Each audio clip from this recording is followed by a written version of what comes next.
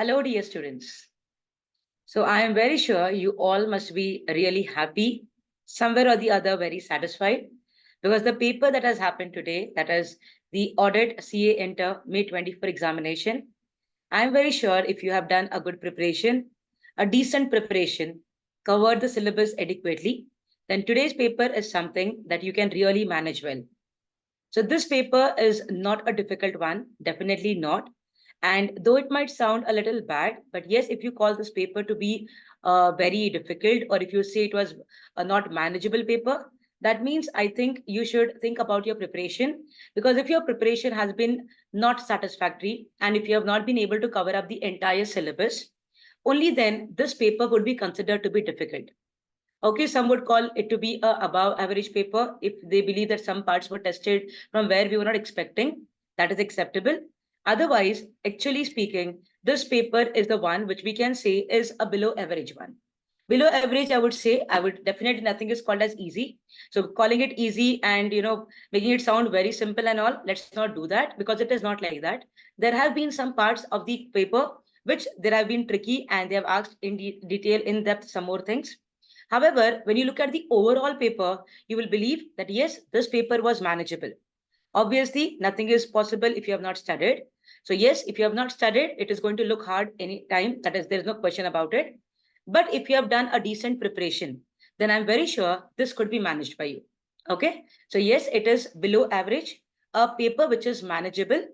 Throughout entire paper, there is not a question which is being called as very difficult or something out of the box where you have to interpret, understand, and all of those things. Questions have been straightforward. Questions have been descriptive. And as we always say, from standards, we're expecting questions like around 10 questions will be from the standards, and the remaining all will be from the other chapters. That has been followed. And yes, there have been good questions coming from the standards. Those standards which we have covered in detail, we know every bit of it. Those parts have been tested. So I believe if you have done the standards in detail, that part also can be easily manageable. Okay, it's actually easily manageable because questions from the standards have come kind of repetitive. If you have seen the RTPs, MTPs, okay, then basically you'll get an idea that there have been questions which have been directly picked up on from the RTP and brought in the question. From the MTP, directly is brought in the question paper. So basically almost around 8 to 10 marks has been directly picked from the RTP, MTP and brought in the paper. So if you have gone through even once, I think those are something which is like a bonus that you have got, because those are same questions being pasted here. Like for example, the lease question, which came up, the last question, finance lease, that is there as a part of your RTP also. So if you look at it, you'll see, okay, this was something which was given and you'll be able to manage. Written representation question, something that was there in the MTP. Something similar also came in CA final. Okay, that is something very different. I saw that it came in CA final also. And the same logic, the same concept has also been picked up for you. Okay. Obviously, we expect questions like coming from the risk assessment internal control topic, because when we study itself, we call it to be very important. When we talk about topics like audit documentation, audit program, all the standards have been picked upon and questions are very simple from it, not difficult. We know paper cannot be without Caro. So there has been a good question from Caro. Only thing is, we obviously say that Caro is very important. Every clause is very important. Applicability of Caro is very important. But the clause this time which got tested was something that when we discuss about, we consider it to be a less important when compared to the others. So that was like something very surprisingly that comes up, that they have question on Nidhi companies, the clause 12. Okay, of Caro 2020. However, we believe that this has to be studied thoroughly. So all the 21 clauses have to be done properly. If that is the idea you have kept in mind, then I think that clause also could be managed. Remaining, there have been questions on 501. There has been question on 500. Automated environment, very simple question has come. That means when you talk about, in automated environment about the risk assessment, all of those, that question is very simple. So overall coverage, if you look at that, okay, this paper was manageable. You could do it. Trust me, if you have prepared well, okay, you would call this to be an easy paper. In fact, for a teacher, nothing could be, the happier moment when after the examination, immediately students call and say, ma'am, the paper was easy, paper was manageable, we could answer everything. Okay, it was all very helpful that has happened. So basically all these things, okay, make us so motivated, and we believe that yes, students really got benefited out of the classes. So when this response I got today after the class, after the exam, I really thought that yes, it has been a good paper. And when students are satisfied, I think that is the biggest satisfaction that a teacher also can get. Apart from this, which we are going to discuss now, let us discuss a little of MCQs. Okay, from the information that I have regarding MCQs, I strongly believe that MCQs also were not difficult. They were manageable. MCQs had questions regarding some kind of example given and asked what kind of procedure it was. So where the answer, like it was regarding loan document or something like that, where the answer could be inspection, observation, what is it, that kind of question. There was a question on self-review. Okay, regarding municipal corporation, there was a question coming up like that. So on self-review thread, there was a question. Okay, so some input that I have got, these are the kind of questions. On materiality, there was a question. So basically, MCQs also were not very difficult or very tricky that you cannot handle. They were manageable. Okay, so overall, if you look at MCQ also, and if you look at the descriptive also, I think this paper was quite a manageable paper. All right. So with this, now let us get started with the discussion regarding all the questions that we have with the descriptive questions. Okay. So let us quickly do it.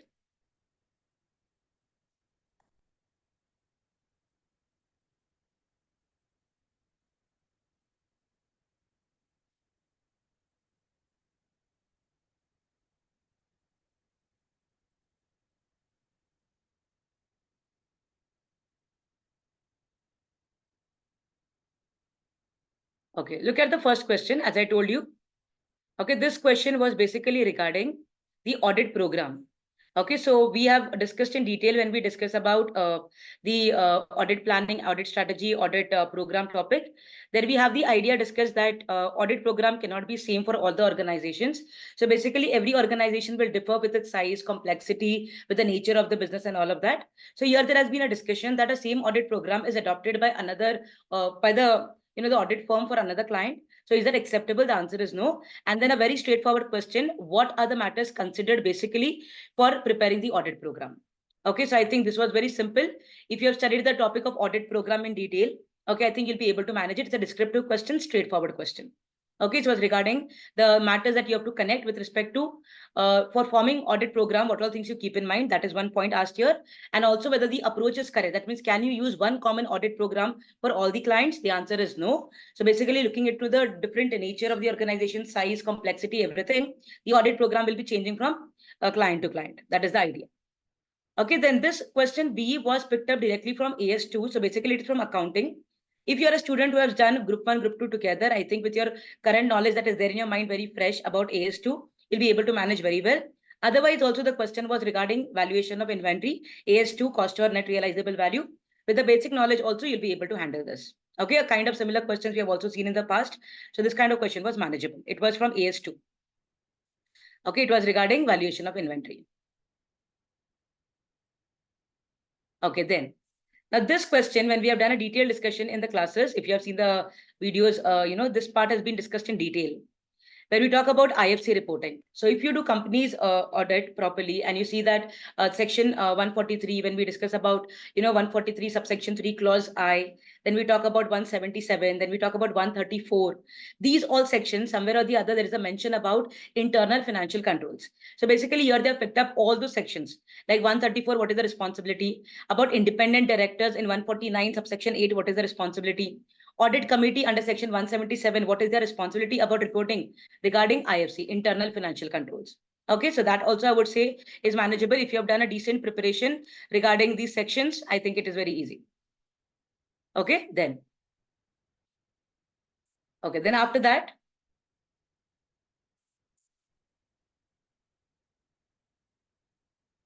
Okay. Now here is regarding a question, 1 second. So here the question is regarding SA 230. Okay, it was not a difficult one. Here it was regarding the assembly of the final audit file and the retention of the documents. So it has basically SA 230. And also regarding the retention, so he retains audit file of the client for 4 years, which is wrong. It has to be for a minimum period of 7 years from the date of signing the audit report. And more importantly, you have to understand here that they have given about the assembly of final audit file. Okay, that we understand from the 60 days of the 60 days from the completion of audit, where we discussed in SQC1 also. Okay, so this was regarding 230. That was a simple one. Okay, this we could say, yeah, you could have required a little bit of remembering a thing or maybe a thinking process required here. Now, if you look at this, CAQ is an engagement partner of audit of departmental stores. As a part of risk assessment procedure, he wants to make inquiries of management and others within the entity. What kind of information will he gather? So from the internal audit personnel, what information is going to gather? In-house legal counsel regarding claims, litigations, what are the cases going on? Okay. whether everything has been disclosed properly or not, whether it is a contingent liability, it should a provision be created, how it has been valued. Okay, so basically what all questions you're going to raise. Marketing and sales personnel, what are you going to ask? Okay, regarding the advertisement strategies, the expenditure on advertisement, okay, all of those things. From information system personnel, you're going to ask regarding the IT environment, the infrastructure, what kind of softwares are used, what kind of antivirus systems are used. So basically inquiries that you are going to pick up. These inquiries will be regarding risk assessment. Okay, so to identify the risk of material misstatement, that is to identify the inherent risk. And then based on that, understanding the kind of control they have implemented, you have to draft the questions. And based on that, what you'll ask the internal audit personnel, that is basically what is the kind of risk and what are the controls taken by them. But to the in-house personnel, in-house legal counsel is nothing but the in-house legal department that we're talking about. Marketing and sales personnel, IT system. Okay, personnel are the management people here. Correct? Then after that we have, okay, next question is regarding, okay, this when you look at the question itself, you'll be able to hint the standard very clearly. So CAZ, the auditor of MNO Limited during the course of audit assesses risk of material misstatement regarding claims and litigation. Once you highlight this word claims and litigation, okay, you should have a very clear understanding that this question is highlighting on SA 501. Because in SA 501, we require to obtain audit evidence regarding specific consideration relating to selected items. And one of the selected items is regarding completeness of litigation and claims. So that is the question regarding here, where they were not able to get the answers from the management. So what is the alternate course of action available to the auditor? What is he going to do in case of such kind of situation? So it was regarding HA 501. Okay, then.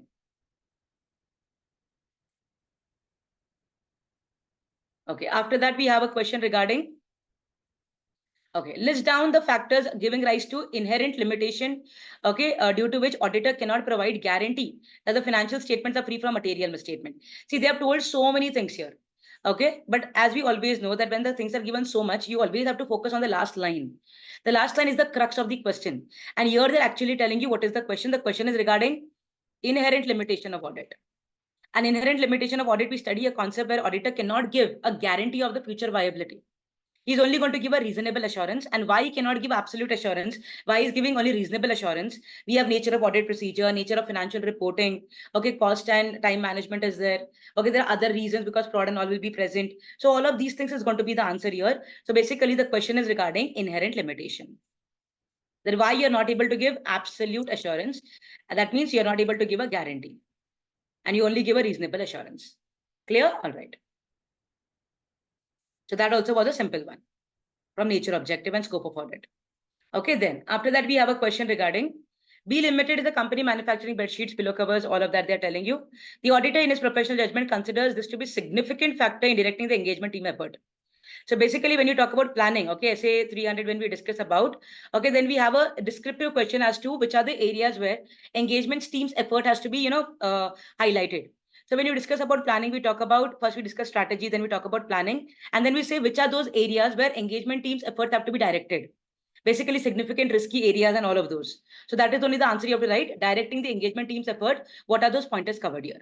Clear? So that was 300, simple one. Then after that, we have CAE is an auditor of LM Limited. Before commencing with current year's audit, he initiated planning for the audit. Again, 300. Planning needs to consider certain matters prior to identification assessment of risk of material misstatement. So what are the factors that you consider for the purpose of planning? So what are things you have to check for? That is, enumerate such things. If you have done SA 300, it's very simple to write. Okay, before planning, what are we going to do it? Not 300, basically, this is focusing on 315. So what are things you're going to focus on? You have to identify, understand the entity, the environment, study the internal control systems, everything. And based on that, you're going to do the planning. So basically, question is regarding identification, assessing the risk of material misstatement. So what are you going to do? Planning includes the need to consider certain matters prior to identifying assessment of risk of material misstatement. So yeah, 315 won't come here. Okay, just 1 second. It is 300 only because it's regarding planning. Okay, then. After that, we have, okay, this question is what I was telling. It has appeared in the MTP also. It was actually there in CA final paper also. So if you can go through the audit review, which I have done on CA final paper, you'll see that a kind of question like this is there. Okay, and maybe the language used is a little different, but the way in which they're asking, the context is actually the same. So the management of PQ Limited changed the period of audit, okay, and they are at the time of receiving written representation on the management responsibility from the management was a dilemma relating to the date and period covered. So there in CFN, it was like they are conducting a revision and they are doing the reopening of the financial statement for the last 3 years, and all of those things were asked. So whether the management, which is today there, was not the management that time, are they responsible to give the written representation? The answer to that would be yes. That is, whatever is the period covered under audit, written representation should be covering that period. So basically, this question is about 580. If you have done the discussion, or even if you have gone through the summary of SA 580 properly, this you'll be able to manage. Okay? Then, after that, we have a question regarding certain situation, manual elements in internal controls are more suitable. Okay, if you remember the discussion that is there in the internal controls topic, risk assessment internal control, where we discuss about the automated environment, where we discuss about a concept why automated environment is, so reliable today, why it is so useful today, so much processing of transaction, large volume of transaction will get processed, accurate, everything is there. But there is one discussion where we talk about sometime manual elements only will be more effective. Like if there are some out of routine transaction, when there are judgmental transactions, then in that case you require the manual element. So there has been a proper discussion regarding where manual elements are more suitable. And if you can remember, I had also told you it could be one of the important areas which could get tested. And look at this, it has been tested here. So they say, which are the areas where manual element will be more suitable over what? Okay. What circumstances where manual elements in internal controls are more suitable? Manual means what? They are comparing it with automated. So in automated environment, you obviously are going to have some of the manual controls also. So we say in these situations, manual controls are going to be more effective than that of automated. So that discussion is there elaborately where we say where which is more suitable. Okay, so where one paragraph is very clearly given where it is more suitable. Okay, that is what has been picked up. Again, a straight question. You would have seen by far there has not been anything where you have to actually detail, interpret, apply or something like that. There have been very, very straight questions. Okay, then after that we have a question regarding what kind of coordination is required between external auditor and internal audit function. This was a question regarding SA 610, a straightforward question, nothing different. The kind of communication that is required between internal external auditor, the kind of exchange of information, the kind of coordination, everything that is required, that has been given here. Okay, so that is simple one. Ultimately, for the opinion, external auditor will be responsible. So external auditor has to understand about the internal audit function. Okay, and then based on that, he has to take it, also get the documentation signed. Okay, regarding, two important documents are there. One is from the management where we say that they should not interfere when you're using the internal auditors as the assistants. And also that the internal audit department is not going to give away the information that is obtained in the course of audit. So a lot of things you can pick up, and from this topic, you can write it. So this is regarding use of the work of internal auditor, SA 610. Okay, based on your understanding regarding the kind of coordination, okay, you have to pick up and give the pointers. Okay, then. Now this question, okay, you will not require my help because if you have done RTP, you know the answer. Same question has been affected here. It is same question from SA 500. Okay, where they talk about for this purpose, select specific items of the population from the population and the factors considered by the audit firm for selecting specific item from the population, and also consider specific item that can be included for testing. So basically, how are you going to choose the what are the factors that you're going to consider for picking up a sample, and all of that has been discussed. So basically, how are you going to obtain the audit evidence? So through SA 500, if you look at the RTP question, it has been just copied and pasted. So if you have done it, I think it is an easily manageable one. Then after that, we have a question on principal auditor. There are several divisions. Okay, principal auditors and relationship and external auditors relationship. So it is SA 600. Okay, using the work of other auditors. So it is divisional auditor. So it is going to be the other auditor. So based on that, how are you going to, what is the question appropriately? State the procedure Mr. L. Mr. L is the principal auditor, ordinarily performs to obtain sufficient appropriate evidence that the work of other auditors, that is SA 600, correct, is adequate for principal auditors. So obviously, he's going to look into the work, understand the work. Okay, when required, he could ask for additional information. Sometimes you can also visit the division. Okay, however, he's going to be responsible for the opinion. So based on that, all the procedures that he's going to perform, that makes him believe sufficient and appropriateness of the audit evidence is gathered. All that you have to write. So the reference is SA 600. Okay. This is regarding the disclosure requirement, which you talk about the additional disclosures as per Schedule 3, where in share capital as well as borrowing also we have this kind of disclosure requirement where from one party it goes to the intermediary, then goes to the ultimate beneficiaries. So all the other regulatory disclosures is what you have to give in the case of borrowing. So we know this comes in the form of share capital also, it comes in the form of borrowing also. And when I've explained you the auditive items of financial statement, I've told you very clearly why share capital and why borrowing, this kind of disclosures are given. So if you have done that, I think you'll be able to write disclosures here. So these were nothing but Schedule 3 additional regulatory disclosures that have you to give. If you have studied even once, you'll be able to pick it very easily. It was regarding borrowings. Okay, then. Again, this is a similar kind of question appeared in the past also. It's regarding the overall reasonableness of the purchase quantity and the price. So what kind of analytical procedure? So basically, essay 520, if you have done in detail, you'll be understanding the type of analytical procedures where you establish the relationship between a financial, non-financial data, apply the procedures and obtain the evidences. So wherein here they're talking about basically the purchase price and the quantity where you're applying the reasonableness check to ensure that the quantity and the price, okay, it is whether reasonable or not, unusual fluctuation that gives an indication of risk factor. So that is what you are going to talk about here. So 520 is the reference. You must have seen how the questions have been picked up. Okay, so many standards we have discussed already. Then after this question was very simple one. If you have the knowledge of company law here, then only it will be effective. These are shares issued at discount, wherein you have to give the answer regarding it has been prohibited. So we have section 53 of the Companies Act 2013, which says shares cannot be issued at discount. And if they issue, then there is going to be a punishment. However, section 54 talks about the overriding section where we have the issue of certificate shares. So basically, they're asking you, can you issue shares at discount? The answer would be no, it is prohibited. And obviously, there is going to be consequences when you do it. So you have to give about the punishment also and the consequences where there is a non-compliance. So punishment penalty provision is there. So only law paper did not deviate with the penalties. Audit also brought the questioning regarding the penalties of law paper. If you remember the provision 53 properly, or if you have done the audit of share capital properly, you can manage this. Okay, then this also is the about the PPE, examples of costs that should not be forming part of PPE. Okay, this is there as a part of audit of items. Very clearly, it has been available as a discussion. Straightforward question. Okay, you'll be able to handle this. Okay, it's regarding what all should be added in the cost of PPE, what should not be included. Question is specifically regarding what should not be included as a cost of PPE. Okay, then. One where you had to give your, concept understanding. Okay, was regarding your fundamental principles. So you all know fundamental principles: integrity, objectivity, confidentiality. Okay, all of those things. So keeping those in mind, okay, the questions are there. So to pick up which is the breach of fundamental principle here. So chartered accountant in practice accepted appointment as auditor of a firm in which sister is a partner. Undoubtedly, there is a breach of independence. So here the question is regarding independence. After that, your chartered accountant in practice was approached by a friend to seek some insider information. Here only you have to stop because there is only one which talks about leaking the information, and that is your breaching confidentiality. A chartered accountant in practice failed to inform his client about the change in law. A change in law is going to be professional competence and due care. Okay, so if you picked up these fundamental principles properly, I think you'll get full marks here. How many marks is this? 3 marks. So each pointers are easily captured here. Easily you can get with the basic knowledge.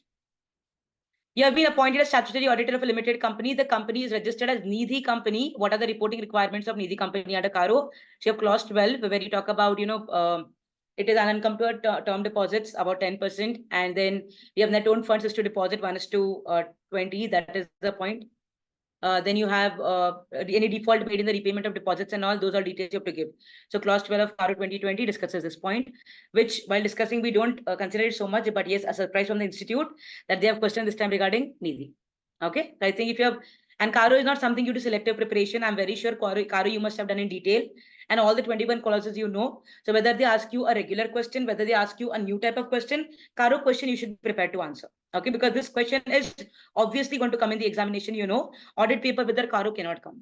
So that is quite acceptable. So you should be prepared for this kind of question. Correct? Then. After that, it was essay 220, which I would consider it to be quite easy to handle. It was a quality EQCR. Okay, I don't know why this time institute is so much, behind the EQCRs and essay 220 requirements. Okay, even in final, they have been picked, or they are focusing more on this quality control aspects. However, here they're telling regarding engagement quality control reviewer, what is the responsibility of the engagement partner with regard to engagement quality control review. So references essay 220, you study there that the discussions have to happen, all significant matters have to be discussed. All of those things are there. If you have done essay 220, you can manage this. EQCR concept we know. Before the audit is completed, a quality control review is conducted. for enhancing the quality control. Okay, that's the quality of the audit work. Then after that, there is a question regarding this thing is okay. Corpus contribution and revolving fund. If you have gone through my lectures properly, this part I've explained you very much in detail. So audit of items of financial statement when we have done NGOs, that time I've given you a proper understanding of what is the corpus contribution. I've also explained in detail what is the revolving fund. In fact, if you remember, when we have discussed this about special audit, I've told you that these could be picked up as separate questions, and that is it, what I was telling. They could question you separately on what is revolving fund and what is the corpus fund. Okay, so if you have done one reading of that also, if you have known the concept about it, I think you'll be able to write it without any problem. Okay, then after that, they have, this is a very simple question. MNB Bank advanced certain loans guaranteed by government. So these are government guaranteed loans. So where you know prudential norms for asset classification and income recognition. Classification will remain standard, but yes, income recognition you cannot do if it has gone for overdue for more than 90 days. And also, income recognition will continue to be on cash basis, but asset classification will be standard because we are presuming here the government is going to be central government guaranteed. Okay, so based on that, you can write an assumption properly and give an understanding regarding your understanding regarding which government are they referring to, and please give an answer based on that. So it's a government guaranteed one where you understand they won't become NPA unless it has been revoked. Okay, but however, asset classification will change, but income recognition norm will remain the same. If it is NPA as per the the overdue limit, then in that case, accrual basis cannot be used, cash basis only. This, when I have discussed in case of bank audit, this point I have stressed, focused, given examples, and I've told you like how there could be a question here where if you don't read it correctly and you say, okay, it is not an NPA and you stop there, then you'll not be able to answer this. Because look at that, asset classification, income recognition, both have been picked. And if you have listened to the lectures carefully, I have told you that income recognition criteria will be different. Asset classification is going to be different. So we have taken examples here and this part we have understood. If you have gone through the lecture thoroughly, this is going to be cakewalk, trust me. Okay, I think you'll be able to manage it. Okay, otherwise if you have done just only reading, okay, deemed NPA is like that, if government guarantee not revoked, it is like this, then you'll not be able to give a proper answer for both. Asset classification you'll do correctly, I'm sure. But income recognition, you'll not be able to give an answer correctly. For that, the detailed preparation, very, very important. Clear? All right. Then after that, we had regarding SA 450. Okay. Now, SA 450, if you remember, when we did all the discussions of standards, every time at the end, though it was a documentation part, I always told you never know when institute questions on documentation. And here it is. SA 450, they have not asked you about the SA 450, they have not asked you about the standard. I mean, standard detail not been asked, like evaluation of misstatement identified during the course of audit, procedures, evidences, everything, nothing they have asked. What you communicate with management, what's with TCWG, what will happen of uncorrected misstatements, all of that has not been discussed only. They are asking you regarding documentation. But something, the thing is, documentation is something you can't by heart. So very logically, documentation you'll be able to answer when you know the process adopted in the standard. So, this is the process. So auditor will get all the evidences regarding the misstatements. He will submit to the management. If the management answers it fair enough, others goes to the TCWG. Then TCWG will correct it. Some part of it will remain uncorrected. Then we'll try to understand the effect of it. If they are material, then based on that, the impact will change and all that. If you know the procedure, you'll be able to pick up the documentation. Trust me, if you have not studied audit documentation in detail, or maybe a documentation requirement in detail, or just you have read it through, but you know the procedure, then you should understand what the auditor does is documented, right? So if you know what he is doing in 450, write it as a part of documentation. That is the answer to it. Correct? So basically the communication with the management, TCWG, impact of uncorrected misstatement, okay, all of that thing, justification given by management, all of these things is going to be in the documentation. You know the standard, you know the documentation. You don't know the standard, how can you buy documentation? Okay, so this is one of those things. Then you have this question, which I told you is a repeated one, nothing to be discussed from my end. It was also there in the MTPs also. So this was regarding lease.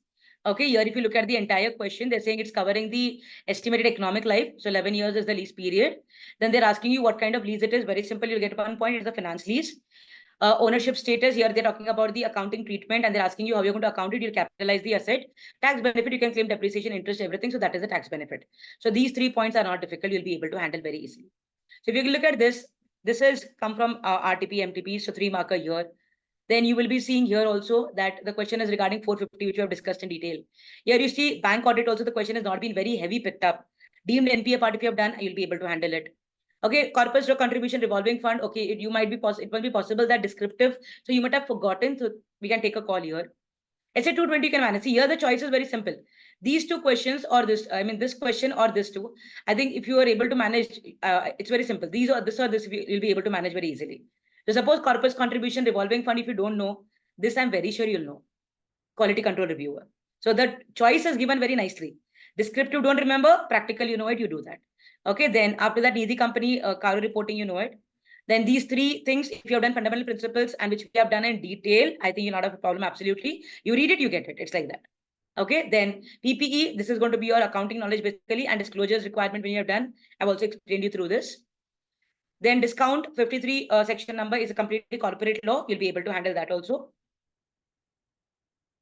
Okay, analytical procedure. Here you require the preparation of essay 520 with the tools of analytical procedures, where one of it is reasonableness check. And here they have precisely spoken about which part. It is regarding purchase quantity and price. Okay, this question has been appeared in RTP or MTP. You have to just check it. It is there. Okay, so this is also not going to be a surprise element. This is disclosure requirement. So look at the question. Additional regulatory requirements to be provided under Companies Act. Basically, they're asking you Schedule 3 additional requirement, where we have from one person to the intermediate to the ultimate beneficiary. That kind of reporting is to be included here. Okay, remaining all 600. Then you have 500 question. Then you have regarding 610 internal auditor, external auditor. Then you can see manual elements where they are suitable. Okay, then you'll see written representation. I told you it's a similar question coming in final in RTP as well as it has been tested here. So that was important. This was in planning stage. What all you plan about that has been questioned.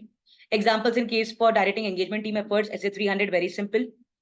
Then here it is regarding inherent limitations of the audit. That is a nature, objective, scope. Very, very easy again. Then about essay 501, the question has been there. These are the inquiries that you make, which I've given you some examples also. Then documentation was quite simple. Essay 230 and SQC1 reference was required. These sections, if you have done even once, you'll be able to highlight very, very easily. Okay, if you have done internal financial controls as a part of risk assessment, these have been given in one place. So very easy to understand. AS2, your accounting knowledge.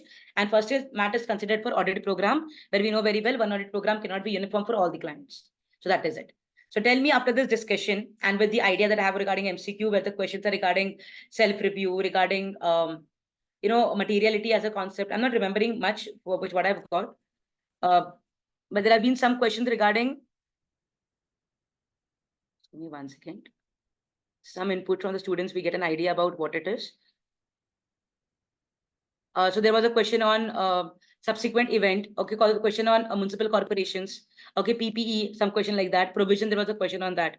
So based on that, you will get an idea that questions there also were not very tricky. Okay, with your basic knowledge of audit, and if you have studied the standards and the content decently well, you'll be able to manage. So as an audit teacher, and for me, it is going to be one of the good things to tell today that this paper was actually manageable, and students would be really happy if they have decently prepared well. If you call this paper to be difficult or not very easy to manage and all that, then trust me, there has been a little bit problem in your preparation. So it's a time for you to buck up and understand that these kind of papers cannot be considered to be difficult. Okay, other audit papers are a complete ballgame altogether. If this kind of paper comes, then we get an idea that, yeah, institute can have a little bit of concern for the students in all these areas also. So it's a manageable paper. For the coming up paper, I wish you all the best. And please work hard and see that you end up really well. Thank you.